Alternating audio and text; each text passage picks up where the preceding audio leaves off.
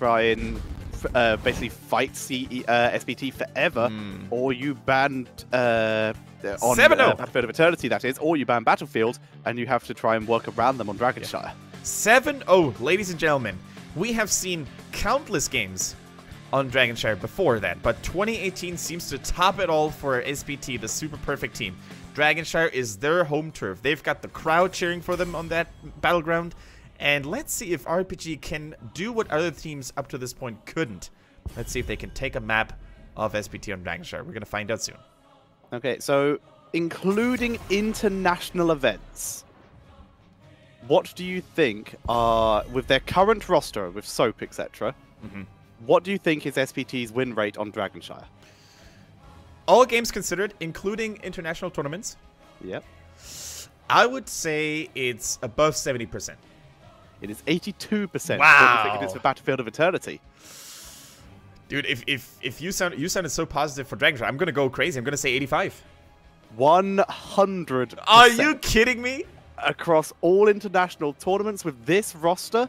Remember that, I don't know if that includes one subs, but they have a 100% Battlefield of Eternity victory rate. Ladies and gentlemen, HGC players from NA, Korea, and EU, if you guys are watching and you happen to face SPT in one of the upcoming tournaments, you know which battlegrounds to ban or avoid. Yep. Well, the fact is they also have 2 more 100% win rate maps, so... But I think those were probably the most played for them as well. Yes. Well, no, Infernal was played more than Battlefield. Okay. And they only have a 50% win rate on Infernal. Fair enough, fair enough. But yes, Warhead and Tomb are also 100% win rate. And Warhead will stay 100% because it's not that. By the way, Tetra, look at the ban coming in from RPG. This is the first time we see a first pick Hanzo banning away what could be one of the most lethal tools to stop him from shining, the false set Hinterlands Blast. Really true. And here comes the Tassadar going for that style again, the inspired by NA style. Tetra, how often was this quote-unquote NA style of Hanzo Tassadar played in the European Open Division yesterday? Can you remember? 3 times, games? I think. 3 times? Okay. Yeah, pretty much exclusively what was played when Hanzo came to the board. Okay. I mean, that's fair enough. I mean, you could definitely say that. And how successful was it? Do you recall? Intermittently. It wasn't super overpowered, but I'm pretty sure it did win more games than it lost. Cool. So we can actually say that ever since BlizzCon 2015, which is a long time ago, something good came out of NA when it comes to Heroes of the Storm. I mean, lots of good things have come out of NA, I will argue. I'm just trying to bait the audience here, of course. I'm loving the NA HGC, no disrespects. I've been actually watching it more than ever before because it's quite good with my new schedule now. So much love to Gilly and Jho, by the way. Jho, who's doing a wonderful job in his first season as the official, or one of the official casters. Completely agree. He's been doing absolutely fantastic, and he deserves it. He deserves the opportunity, and he is absolutely showing that to everyone involved.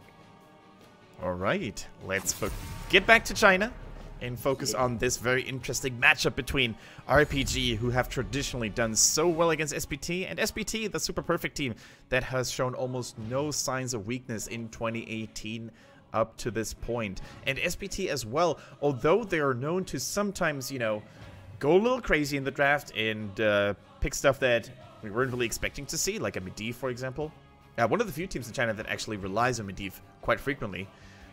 They, for the most part, rely on what is known in this current meta. Uther, Sonya, not really taking any major risks up to this point. Yeah, like outside of the TAS Hanzo, which is out of the ordinary for China. We see it every now and again, but it's not the go-to. Other than that, it's fairly normal and continues to be so with Jaina and Anubrak. Very good idea putting these two on the same team as well. Yeah, definitely true. Now, keep in mind that when you see a Sonya lined up against a Hanzo, there could always be the potential leap plays coming in. Although Wrath of the Berserker is the favorite amongst pro players because of the CC reduction, because of the increased damage. The leap play could be a thing, especially with the follow-up burst provided by Jaina. So the last pick, I think, which is very likely going to be another assassin, is really going to potentially determine the playstyle of Sonya. But for now, the RPG, they need at least some tank. Whether that's that would one be good, or yes. two here. That would be helpful. They could even go for a double frontline still. I mean, this classic hyper carry, Tassadar double support, although Hanzo's not a traditional hyper carry in a way, still works out pretty well. I definitely wouldn't like to see a solo tank here, especially not a solo tank Johanna, which RPG has done several times right now. And Wang, although he's a great player, didn't look good on it. That is true. And once again, remember the statistics we just gave. Double tank double support has significantly, I think it... Wait, hang on. Did I say it had better or worse win rate? Definitely worse. I think it was. So this could still go quite badly. Yeah, single tank had worse. Yes. Oh, okay, okay. There we go. I think. Double checks. But Blaze is back in the building. Ladies and gentlemen, this time we're going to see the Fire Bat deployed with RPG's men. And what do you play against that? Already, I think it's actually not that scary. We've seen Sonya face off Blaze before. It went very well for the Sonya, thanks to the fact that she doesn't have to rely on mana. She has pretty consistent self-sustain. Blaze only has so many interruption tools. Yeah, I was wrong. It is significantly worse. Sylvanas! Okay. Oh, man. Run it down with the Sylvanas. Okay. Well, it looks there... If SPT are that confident, because that does show confidence, it's a risky pick to run the Sylvanas in this kind of matchup. Absolutely. Especially seeing the amount of CC currently on the board for RPG here. But yeah, double tank, double support, single assassin has only a 25% win rate. Easily the lowest win rate out of any composition in HGC China this season.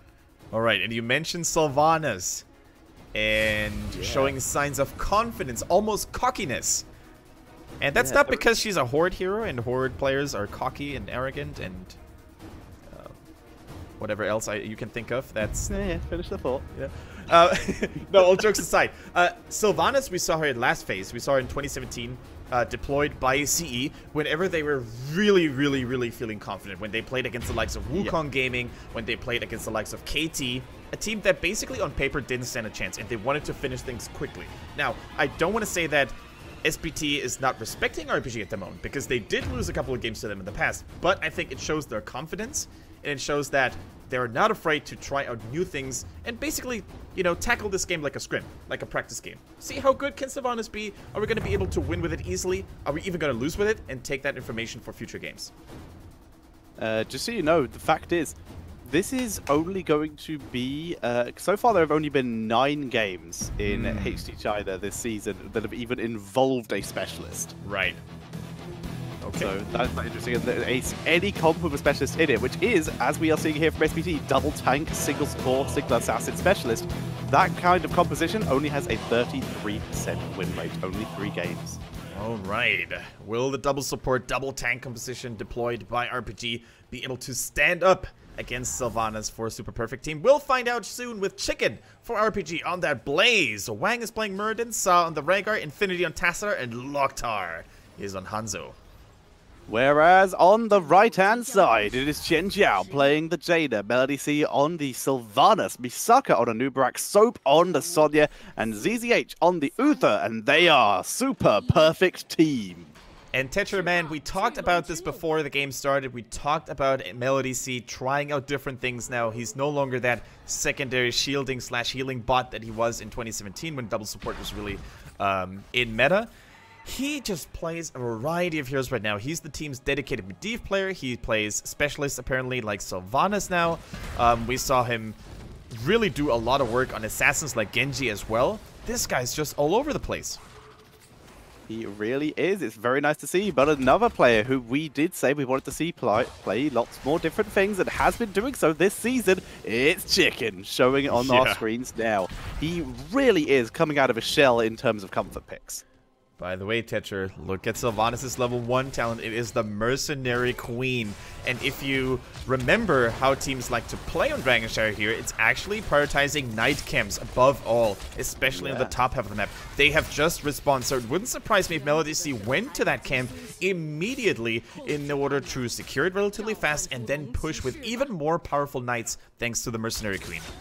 Yeah, and if any of you watch my stream at all, you will know I am a huge advocate for Sylvanas in general, and I almost always think on most maps outside of maybe Volskaya and lots of maps where there's turrets, that the Mercenary Queen is value for exactly this kind of reason. The ability to grab camps, and especially with the new and improved bruiser camps, get insane amounts of value. This is so cheeky. They basically out-mind-gamed Mia here as well, because I expect them to go for the top half night camp, but they went for a cheeky steal, not really a steal, but a cheeky turn-in on the bottom side. So let's see how much value, with combined efforts, Sylvanas, 3 heroes are actually already deployed down the bottom lane, they're going to be able to achieve.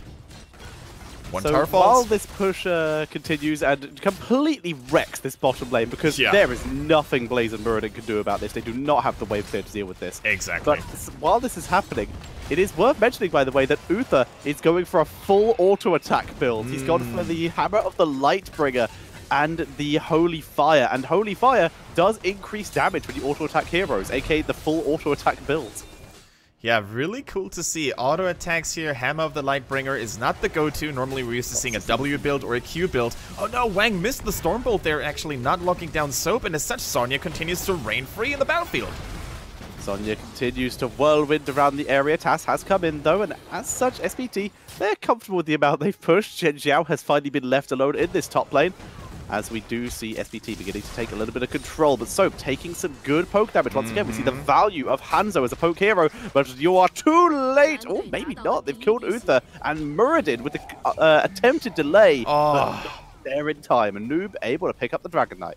Now, let's not get too ahead of ourselves, because as we said yesterday in the early minutes, the Dragon Knight is rather a Dragon Squire, not really hitting that hard, not really getting that much done. Oh, God. But so Dragon Knight just punted Wang onto Chen Xiao there. A little bit unintentional, but Wang was not ready to react there, and as such, Chen Xiao was able to escape. I'm not sure if Chen Xiao actually realized it was the Dragon's Toss or a Dwarf Toss, like, coming out of nowhere. Yeah. Wait, how does he get here? Does he still have escape? What am I going to do here? But we see the Dragon Knight already taken down the entire front wall. Sylvanas and co have already taken down the entire bottom fort. And we see the value that Sylvanas can get on this map. Did go for that Shadow Dagger cooldown reduction, the Lost Souls, by the way, and the Barbed Shots. The standard Sylvanas build here. Level 1 is where we see a little bit of variance on some maps here, but like we already mentioned, went for the Merc Queen. And look at that clean escape, calculated escape by Misaka there as well. He basically wanted the opponents to destroy the Dragon Knight so the mercenaries would respawn and they could finally take them on with Sylvanas. And now, with the help of Sylvanas and her trade, they're actually going to weaken and soften down the defense line in the top lane already. And 4 people of the Super Perfect team have postured up the Blaze Engage, going into nothing, and Chicken takes so much damage. He's able to stay alive, though, pulling back to the rest of his team. By the way, he did take the Incinerator Gauntlets here, so he is just going to be dropping as much AoE damage to try and help clear these lanes, which is needed, because guess what? Sylvanas pushing with the Merc camp. Here's Jaina. That charge, though, very nice. Yeah, that was a huge charge. Jaina, keep in mind though, Misaka going down there as well. The combined efforts and the Tickle Beam, most importantly, by Tassadar, the slow it provides, were enough to take down the Beetle. Now Soap taking minus armor, getting healed by Uther. The Blaze charge a little bit too short. But yeah, Jaina, I think, arrived a little bit too late to the party. Had she gone with the team more quickly, I think they could have done more. But even as it is, I mean, they still got good value in the top lane. Completely agree, but I mentioned the Incinerator Gauntlets here. We should actually mention the fact that Blaze appears to have just gone for a straight-up auto-attack build here. Starting with the Adrenaline Stim-Pack, which we already kind of expected. It seems to be one of the go-tos. In fact, all the talents we've actually seen picked at some point or another in pro play now. Level 4, Feeding the Flame here. So getting that reduced cooldown on Oil Spill as long as you keep poking. And then the Incinerator Gauntlets, the increased area of Blaze's attacks and the ability for its auto attacks to ignite oil spills. So that's the idea here. Just spam those out and get as much oil out as possible. And as if that wasn't enough, it also causes the auto attacks by Blaze to deal more damage to non-heroic targets like mercenaries and minions, if I recall correctly. So this is already helping him out to de-push against the permanent onslaught provided by Sylvanas. Yeah, you're right.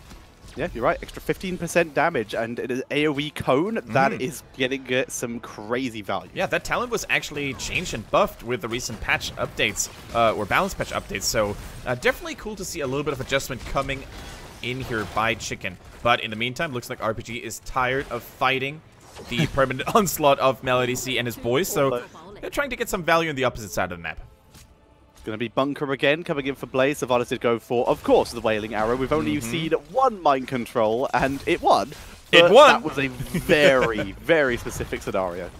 Very true. That was, I think, it stitches Putrid Bile into mind control and then get Lucio in there so he couldn't escape. Well, yeah, that was so good. Yeah. It was very silly. Very silly indeed. It was CE who played it, wasn't it? It was. This is correct. This is what made us start to love their Sylvanas, and then it started just winning every single game on Braxis ever.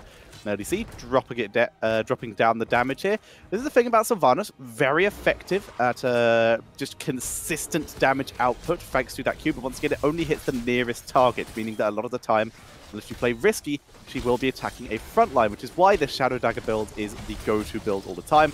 Because once you get the vulnerable, it makes it much easier for you to actually kill the tanks, which is the pretty much the only person you're going to be targeting all the time.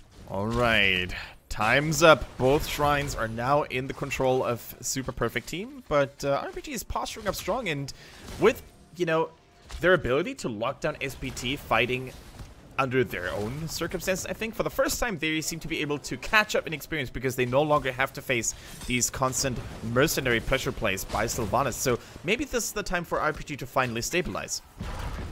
Sylvanas has found Blaze, once again dropping that damage output. In comes the Anoop here. Bunker. Bunker being forced out because, yeah, the fact is, Sylvanas can do a concerning amount of damage if left unattended. Yeah. Very true. In the meantime, the rest of RPG is posturing up in the bottom, but the wave clear is too strong by Shinjao. Look at that Jaina frontline, though, recklessly chasing down the Hanzo. You see Blaze has had to pull all the way back. Hanzo taking a nice long jump to make sure he doesn't get caught out, but there is the Cocoon onto Muradin here. Yeah, are they going to chase down the remainders of RPG, or are they going to focus on the tanky dwarf, which is oftentimes a risky endeavor? The Muradin is moving back in, but this was all a distraction play for the Dragon Knight coming out of Melody C. The second that Cocoon went down, he haunting waves to the mid lane, and by that point, this fort was condemned to death. This was such a cool move from a macro point of view and rotation point of view, because everybody expects the team with a Nubrax Cocoon to follow up on the target. Even if it's Muradin, I think most people expect to the stuns to go down, the collapse to go down, but no, as you said, Melody C immediately rotating towards the middle, using that confusion, using that distraction to snatch away the Dragon Knight and deal some terrible, terrible damage onto that fort in the middle. Not, however, going to push onto a keep. There's very little point right now. His team is already ahead. If he was to push onto the Bridge of Death, Sylvanas, the fact is, she is a little squishy. She has a small escape, but the Bridge of Death is a terrible place for that. Her entire objective right now is to grab XP for her team and then return to, if they have to fight, but preferably SPT want to try to avoid fights right now. They're ridiculously far ahead, and they're very happy to farm the mercs. All of them will have very nearly respawned by the time this Dragon Knight expires. Tetra, you know a game is going well when you can have the luxury of the Dragon Knight just, you know, being a double lane soaker. Good wave clear, Dragon Knight. Imagine if you could use a plant terror for that on Garden Terror. Yeah, not going to push, just clearing minions because I have a cleave. You know what? I'm probably one of the few people in the Heroes of the Storm scene that actually misses Garden of Terror. What about you? It's on Hero League, so we still play it every now and again. Yeah, you know, actually, it's not in Hero League. It's not in Hero League. It's in Quick Match and Unranked, I believe. No, I don't know. I had a very fun game on it in Quick Match. I'll tell you about later when we're not in the middle of a match. As we do have Soap clearing out this, using those that Siege Giant camp to assist in the cleaning up of this. All right, looks like one of the players disconnected from the game. RPG Wangs. PP indicates that. PP, of course, standing for pause, please. Yeah. And let's quickly talk about something here. Now, we mentioned Sylvanas using that Dragon Knight to clear, and the question is why? The answer is, obviously you could kill the Dragon Knight earlier, Sylvanas' wave clear is quicker, but the reasoning for this is because it gives SPT more time to get further ahead, because it means the mercenary camps will be respawned, because those timers keep ticking while the Dragon Knight is up, so they're more likely to be up when the Dragon Knight expires. It means that the Sylvanas is safer if someone did try to rotate up and gank her due to the fact she was completely split off from her team, and it means that in the scenario where Sylvanas had gone back into her main form, they know there is no way she's going to be able to get down to bot lane anyway, so it would force more of an accurate play if she was to stay in the Dragon Knight and the enemy team was to engage onto her 4-man. She could just counter push because she knows they're not coming for her. Yeah, very true. Very true. It shows us that there's more to Sylvanas than just going AFK, right-clicking on structures in a lane. Sylvanas can be used to great effect when it comes to rotating, macro play, pressuring with the mercenary camps. I think Melody C on SPT is showing this to great effect, and I can't help but feel that the Super Perfect team, once again, you know, they cement their status as the strongest macro team in the region, even outperforming CE in that regard, I think. I would agree. I would agree. Because they're good. They are really good with all of these heroes. And once again, you've mentioned it so many times, but we have to say, seeing Melody C on something that isn't Tassadar is always a treat. Oh, it's so good. And I think every player that plays, you know, with a fixed team, whether you're a pro player or not, can relate to that when the team is kind of pushing you into the same hero over and over and over again. And then when the moment happens and you finally get to play something else, something you always wanted to play, that just feels good, man. I remember in Europe we had Nuruk basically suffering from a very similar fate when Tassadar was just the super duper hero in the meta. He also had to play Tassadar every single time for Team Liquid. And other roles have had that as well. Back in 2015, one of the first offline events I did, WCA I think it was, where they had... where this was like the first time I met Schwimpy, I think, in person. And they were pre-discussing, the team at the time were pre-discussing their drafts for what they planned on. Right. And it was like, okay, so you're happy going on like a noob? No. Why not? He's the best. Yeah, but I don't want to play him. I'm bored of a noob. It's every game. It's a noob. What do you want to play? Tyrande? No. Why not? And that went on for about 10 minutes. And speaking of 2015 anecdotes here, there was a time in which I played with and against Alex the Pro G a lot in you know, online cups and tournaments and stuff like that, and he was the complete opposite. He was embracing it whenever he could play Kerrigan. Even up to this day, I think Kerrigan is his most adored hero. So yeah, he couldn't wait to play more Kerrigan and more Kerrigan and more Kerrigan. But for now, guys, we're back in the game. Enough of those old men tales. With RPG and SPT finally back in the mix, we're going to focus on what they have to offer. Look at Melody C showing no signs of fear. You got to be kidding me.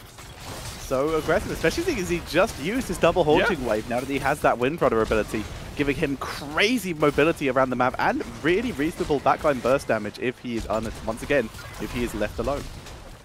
All right, so the tower line has been crumbled. SPT getting more and more ahead in terms of structures. However, there's a mercenary camp pushing at the top now. I think Sylvanas is probably going to take that one on. Let's take a look at some of the talents we see. Burning Rage for the Anubarak, providing a little bit more wave clear, a little bit more AoE damage. Beautiful bird charge, by the way, all the way through. Blaze once again going for the spell damage reduction. Yep, the suppressing fire. Very, very valuable in general, especially against... the Jaina in this case going to get some really good spell damage reduction on that. And Sylvanas, a huge amount of her damage output is ability power. Alright, and Nullification coming in for Tassadar, which is great damage reduction as well. So if they really sync up their talents and abilities together, I think they can greatly cripple Jaina. Jinzhao in particular. Chicken, though, he is kind of caught. And when there's enemies standing in front of you, there's no escaping unless you have a bunker. Whoa, he bunker micros out, dropping it forward to teleport so out of the body blocks. Very sickly done, Chicken.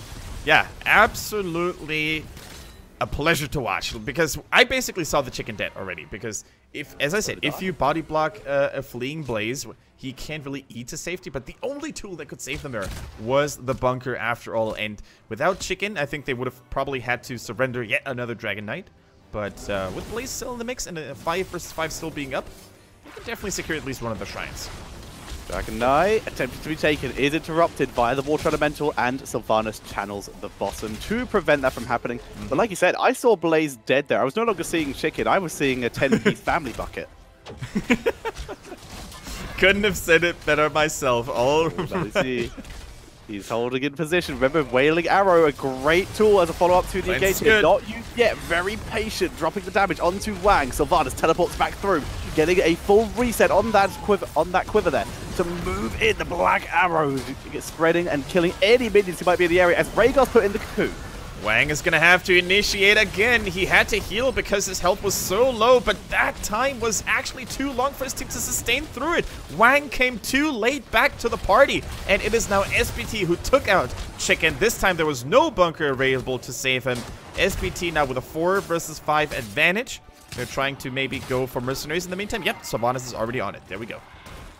Moving straight in here, clearing up the mercenary camp. Once again, Merc Queen will assist in this. Sonya is on the top shrine. This could be another Dragonite, assuming they can hold on to bot, which currently they can't. Muradin using his dwarf body, one of the easiest ones to escape, to try and hold the line here. Water Elemental will get killed off. And look at the cheekiness. Zero respect coming in by Zhen Zhao on that Jaina. He's constantly approaching even heroes like Muradin, who could otherwise lock him down without showing any signs of fear. Now goes Misaka. The cleanse is good. Jumping over the wall, Lockchar that is. But SPT is on a roll here. They're going to get Sonya in the Dragonite relatively shortly. And keep in mind, the tower line had been destroyed earlier, but it looks like they... No. Are they going to push this 5? I think they should. With Sylvanas, they can definitely get a keep. Here comes the Dragon Knight. Uther could, in theory, heal these mercs. Remember, they are damage buffed here by Sylvanas, so healing them would not be terrible here, but they do fall. Sylvanas not disabling the fort right yet, the keep right yet, because the Dragon Knight is tanking through. And Sylvanas does not want to get herself caught out of position. She's moving in, trying to disable, and then immediately teleporting back out with that haunting wave. Dragon Knight was tanking through, but look at the minus 20 there provided by Hanzo. It works on heroic map objectives as well. Muradin in trouble. The silence, the arrow missing actually by Hanzo. The Wailing Arrow not landing here because, and neither does the Dragon Arrow as they keep moving forward here, looking to try and get Infinite or Locktar. Locktar would be the perfect target here. Grim Redemption stacks, down he goes. The Water Elemental applying those permanent slows relentlessly. Uther out of health, almost out of mana there as well. Can they go for the core? When your support is low on resources, it is oftentimes risky. Uther could actually die there to actually get more healing done. I think he should actually risk it. Yeah, I think CCH wants to die. Getting targeted, he's staying alive for the moment. Down he goes. So now he can drop all that healing onto Melody. C needs it most immediately. There we go. Teleporting around so he's nearer to Uther. And that is going to be GG. It's game number 1 is taken by SPT. Trade of value. Ladies and gentlemen, Uther did the best he could to dish out all the mana abilities that he still had left. And once he ran completely out of juice, he basically took those